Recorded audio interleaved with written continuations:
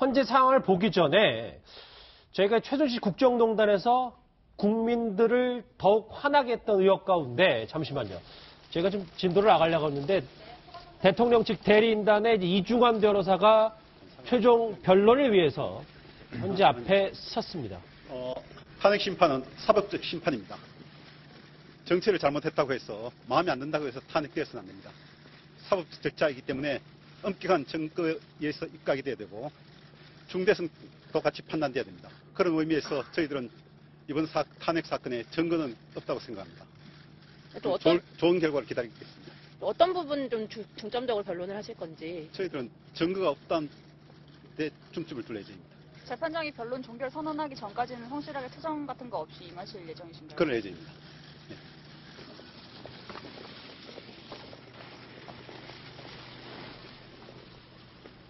두 시 헌법재판소의 최종 변론을 앞두고 20분 전에 이중환 변호사, 대통령 측의 대리인단 이중환 변호사가 취재 앞에서 목소리를 냈습니다. 그러니까 증거 없다.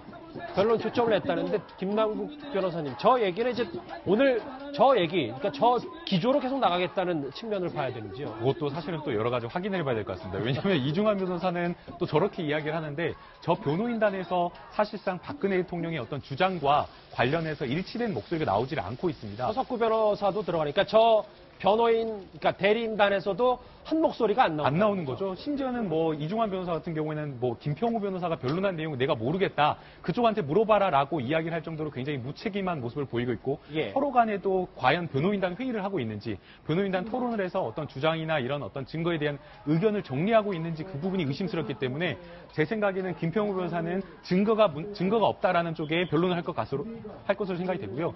이중환 변호사는 그럴 것 같고 김평우 변호사 같은 경우에는 오히려 절차적인 부분과 관련해서 이 탄핵 소추안 의결부터가 문제됐다.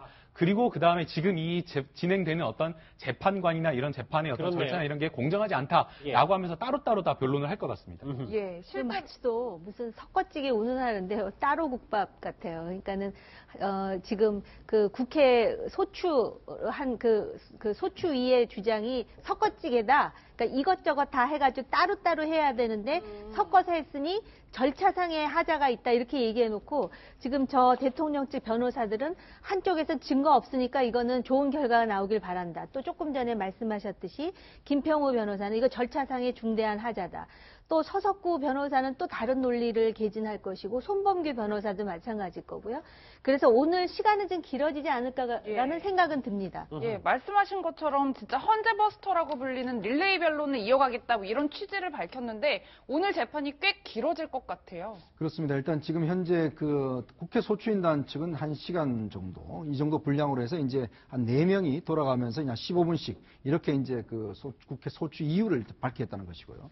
지금 이제 그 대리인단 측에서는 보면은 이제 지금 각자 변론이라고 이야기하지 않습니까? 지금 각자 변론 이야기한 게 뭐냐면 결국은 이중환 변호사가 중심을 하고 있는 것은 이 사건 관계에 대한 이제 사건 중심입니다. 결국 뭐냐면 미르와 K스포츠 재단을 만드는 동기가 뭐냐? 이거는 결국은 이제 그 어떤 문화융성이라든지 이런 걸로 했지 대통령이 돈을 뜯기 위해서 한 것은 아니다라는 그런 것들. 그 다음에 이제 이번 최순실 문제는 결국 고영태의 어떤 그런 문제에서 비리에서부터 시작됐다. 이런 부분들 좀 집중적으로 아마 이야기할 것 같고. 근데 이제 서석구 변호사나 지금 이제 김평우 변호사 같은 경우는 이번에 헌법 자체에 대한 이 탄핵 자체가 기본적으로 이거는 각하돼야 될 성질일 것이다. 그리고 이 탄핵 자체가 이거는 무효기 때문에 그리고 8명의 재판관을 가지고는 도저히 이거는 어떤 평의를 내릴 수가 없다. 이런 주장을 하면서 지금 뭐 손범규 변호사 같은 경우는 또 재심 주장도 하지 않습니까? 그래서 오늘 보면 좀 이 상황 자체가 저번에도 보면 그 김평우 변호사가 1시간 반하고 나머지 변호사들이 또 잇따라서 했지 않습니까? 맞아요. 오늘도 사실 최종 변론이기 때문에 사실 뭐 시간 제한은 없습니다만은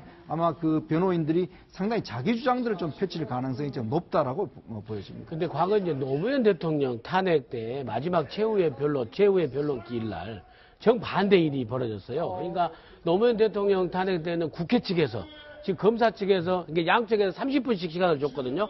근데 국회 측에서 이제 김기춘 그 법사위원장 중심으로 해서 가지고 30분 이상을 1시간 넘게 계속 그 최후의 변론을 지금 했습니다. 그랬더니 그 너무 길다. 문재인 당시에 이제 비서실장 측에서 너무 길다라고 했는데 재판부에서 아예 다 받아들였습니다. 그래서 한 1시간 반 가까이 했었고요. 대신 이제 이번에 완전히 거꾸로죠. 그렇죠. 이제 국회에서 짧게 하고 이제 반대 대통령 측에서 아주 길게 오늘 그래서 오늘은 아주 그때보다도 훨씬 더 길게 될 것으로 지금 예상되고 있습니다.